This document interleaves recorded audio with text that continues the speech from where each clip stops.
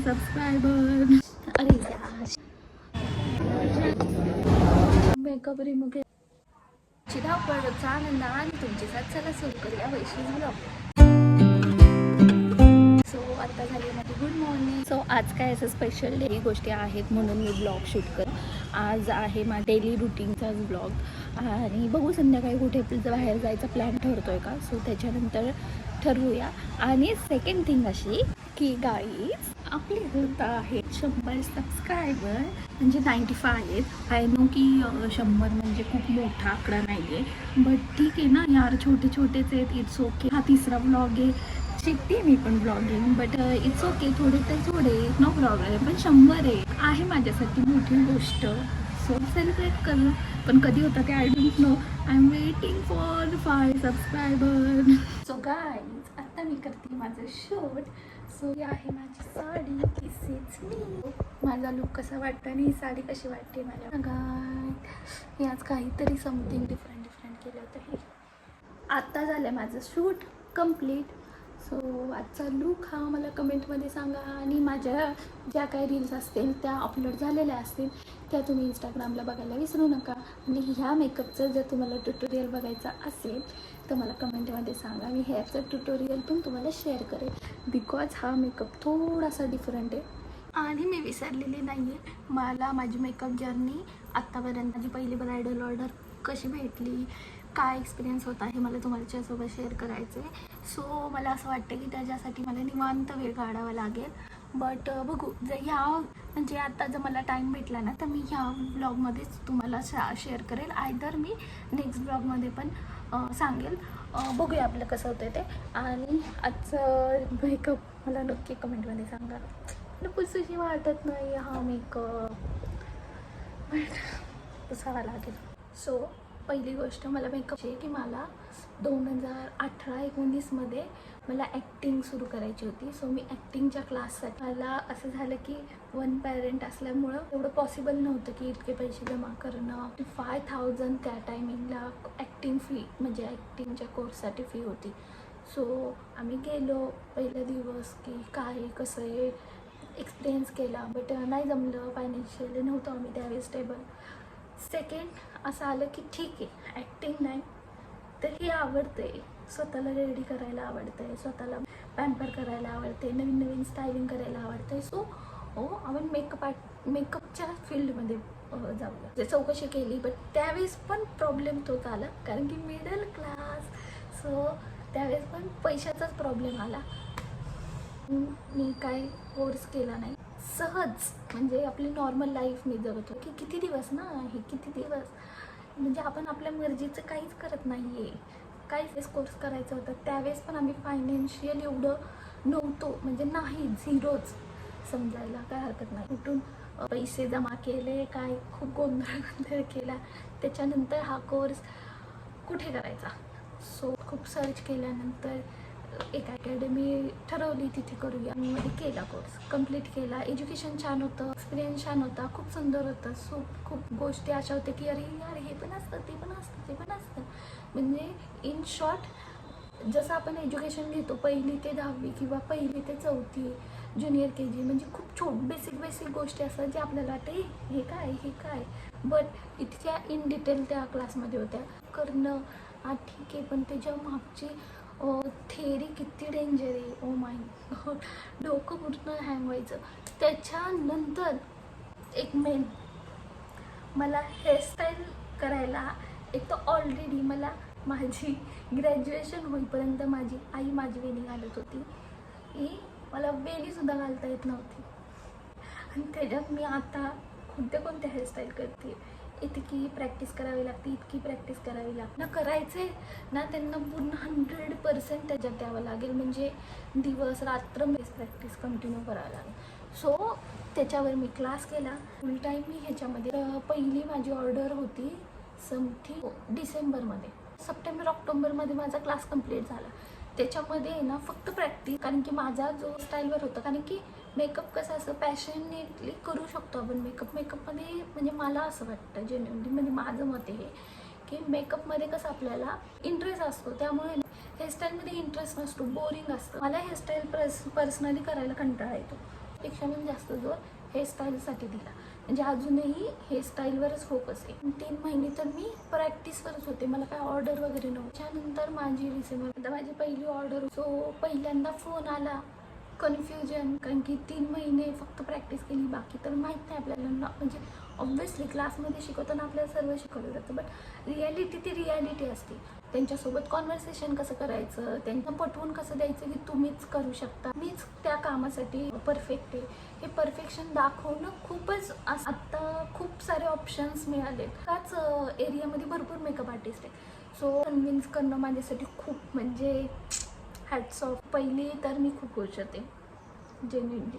तरी इन्क्वायरी, तरी ऑर्डर, काही करून म्हणजे माझा एकच हे होता की मला ही ऑर्डर कशी माझ्याकडे आणायची. फोकस माझं तो होता, ती ऑर्डर कशी बशी माझ्याकडे घेतली.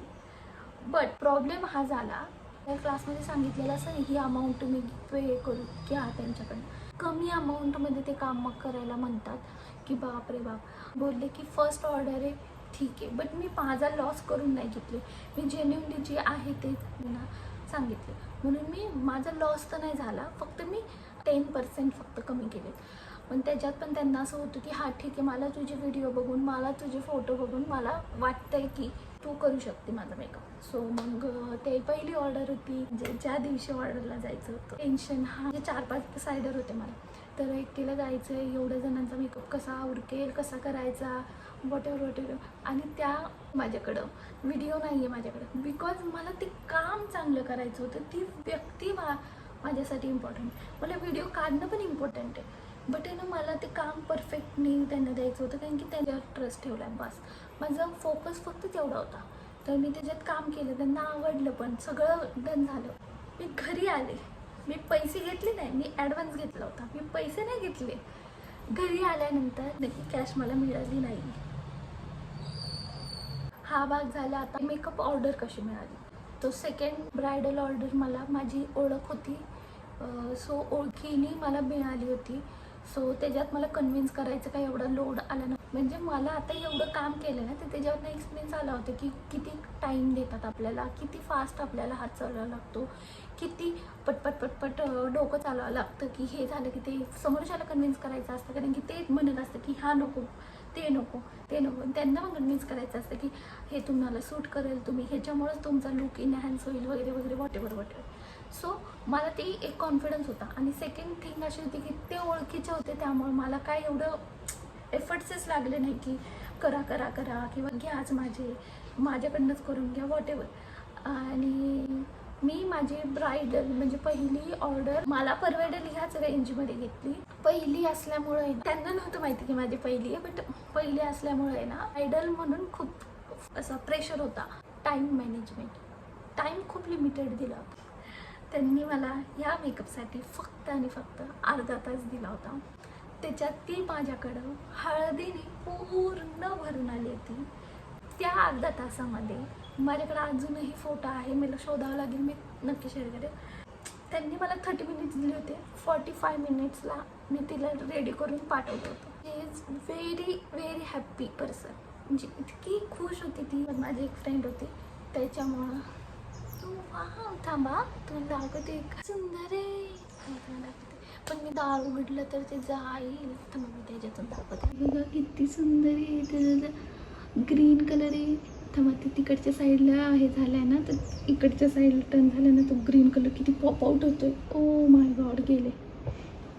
कशी वाटली माझी जर्नी ते कमेंटमध्ये सांगा. आणि माझी पहिली ब्रायडल ऑर्डरचे किस्से ते सगळं वॉटेवर कसं वाटलं ते कमेंटमध्ये नक्की सांगा. नाही जमत, म्हणजे मी आत्ताशी शिकते या ब्लॉगिंग वगैरे, मी आत्ताशी स्टार्ट केले, त्यामुळे मला नाही एवढं माहिती की मी कशी करते आहे ब्लॉगिंग, चांगली करते आहे का नाही, मला येतं आहे का, जमतं आहे का नाही, मला माहीत नाही आहे. But me try my best करते, मी कॅमेरासमोर बोलण्याचं ट्राय करते आहे. सेकंड थिंग, मला पब्लिकमध्ये अजूनही ऑकवर्डनेस आहे, बट मी ट्राय करेल. बघूया, आता संध्याकाळी जाणार आहे ना, त्यावेळेसच पब्लिकमध्ये मला बोलता येते का नाही ते बघणार आहे.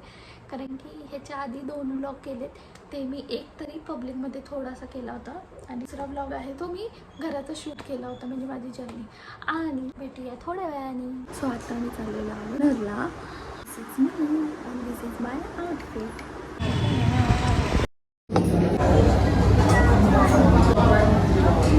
लिटरली आत्ता वाजलेत 11:53 आणि जस्ट आम्ही घरी आलोय आणि लेट झालाय. इतका वेटिंगला होते मी. आम्ही जवळपास 1.5 तास वेटिंगला होतो. त्याच्यानंतर आमचा चान्स आला आणि मग गेलो, टाईमपास केला आणि या टायमिंगला घरी आलोय. आता पटकन चेंज करते, मेकअप रिमूव्ह करते. चेंज केलं, आपला कम्फर्ट झोन चेंज केलं आणि तुम्ही पटकन मेकअप रिमूव्ह करून घेणार आहे. करून फेस वॉश करून मस्त झोपून जाणार आहे. आय डोंट नो, मला आहे ना हे लोअर लॅश आहे ना माझी या राईट हँडची अचानक मला दुखायला लागले. आय थिंक मी काल आहे ना लेन्स वेअर केले होते म्हणून असेल, कारण की मॉर्निंगपासून दुखते आणि तेवढाच पेनी, कमी पण वगैरे काय नाही झालं. मला वाटलं दुखत असेल कशात, कारण की फेस मोस्ट इम्पॉर्टंट आहे. इन झालं आहे. आता मी फेस वॉश करून येते, नंतर भेटूया. आता नाईट स्किन केअर मस्त म्हणजे रोज रात्री थोडंसं मॉइश्चरायझर आता यूज करते बिकॉज ऑफ अचानक माझी स्किन आहे ना ऑइली झाली अचानक. आय डोंट नो का पूर्ण टी झोनला आहे ना ऑइल क्रिएट होतं, इथे क्रिएट होतं आणि माझी नॉर्मल टू ड्राय होती, म्हणजे इतकी पण ड्राय नव्हती, नॉर्मल होती. बट काय माहिती काय प्रॉब्लेम. मी ऑइलिंग करते, ऑफ कॅमेरा करते, कारण की मला मसाज द्यायची, मला खूप वेळ लागेल. सो आपला ब्लॉग पण खूप मोठा होईल. भेटूया झोपायच्या टाईमला. हा ब्लॉग तुम्हाला कसा वाटला ते कमेंटमध्ये सांगा. भेटूया पुढच्या ब्लॉगमध्ये. तोपर्यंत बाय.